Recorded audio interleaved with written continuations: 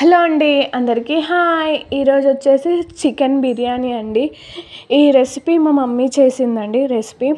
So మా mummy స్టైల్లో chicken biryani చేసింది. సో ఫస్ట్ చికెన్ని 1 kg చికెన్ని తీసుకొని మొత్తం చికెన్ని నీట్గా కడుక్కోవాలి.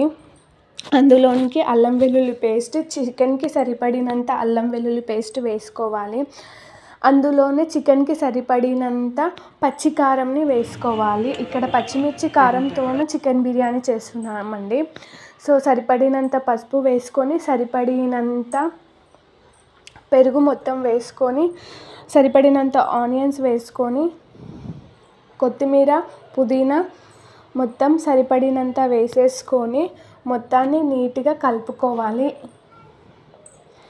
చికెన్ మొత్తం మిక్స్ అయ్యేటట్టు మొత్తాన్ని కలుపుకోవాలి. అందులోనికే నిమ్మకాయ రసంని పిండుకొని ఆయిల్ వేసుకొని మొత్తాన్ని నీట్గా కలుపుకోవాలి. సో చికెన్ కలిపి పక్కన పెట్టేసుకున్నాము. ఇంకా అన్నం పెట్టేసి అన్నంకి పొంగు అంటే ఉడికే వరకు 75% రైస్ని ఉడకపెట్టుకోవాలి. ఇంకా 75% రైస్ ఉడికిపోయింది. సో మా మమ్మీ మొత్తం వంపేసి పక్కన పెట్టేసింది రైస్. ఇంకా ఇక్కడ కుక్కర్ పెట్టేసి కుక్కర్లో బిర్యానీకి సరిపడినంత ఆయిల్ వేసుకొని అందులోనే బిర్యానీ ఆకు, దాల్చిన చెక్క, సాజీరా, ఇలాచీలు,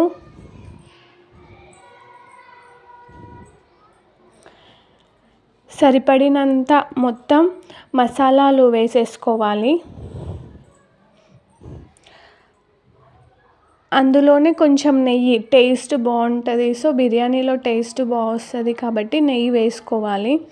నెయ్యి మొత్తం వేసేసుకొని అందులో ఆనియన్స్ వేసుకొని గోల్డెన్ బ్రౌన్ కలర్ ఆనియన్స్ వచ్చేలోపు ఆనియన్స్ మొత్తం ఫ్రై చేసుకోవాలి. ఇంకా ఆనియన్స్ ఫ్రై అయిపోయింది. కుక్కర్ పక్కన పెట్టేసుకున్నాము. సో కుక్కర్లో మొత్తం ఆ మసాలాలు మొత్తం ఇలా రైస్లో వేసి మొత్తాన్ని మిక్స్ చేస్తున్నాము.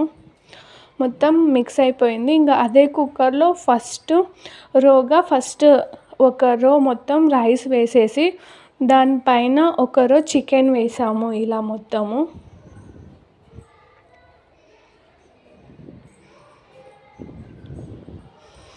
సెకండ్ చికెన్ వేసాక మళ్ళీ రోలో మొత్తం మళ్ళీ రైస్ వేసేసుకొని మళ్ళీ రో మొత్తం ఇలా చికెన్ వేసాము. చూపిస్తున్న విధంగా చికెన్ వేసాము. మళ్ళీ ఈ రో పైన మళ్ళీ రైస్ మొత్తం వేసేసాము.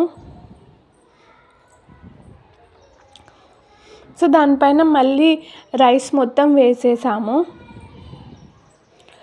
ఇంకా ఒక 20 మినిట్స్ 10 మినిట్స్ హై ఫ్లేమ్లో పెట్టి 20 మినిట్స్ లో ఫ్లేమ్లో పెడితే ఇంకా ప్రెషర్ కుక్కర్లో చికెన్ బిర్యానీ సింపుల్గా రెడీ అయిపోతుంది.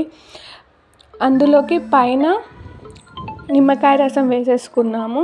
మాకు విజిల్ ఏం రాలేదండి. ఒక 10 మినిట్స్ అలా హై ఫ్లేమ్లో పెట్టేసాము. తర్వాత మేము మళ్ళీ సిమ్లో ఒక 20 మినిట్స్ అలా పెట్టేసాము.